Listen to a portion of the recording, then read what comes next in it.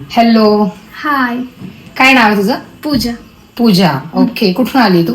मी मेदनकरवाडीतून. मेदनकरवाडीतून. काय करायचंय तुला? बटरफ्लाय हेअर कट करायचा. बटरफ्लाय हेअर कट करायचं आहे. येस.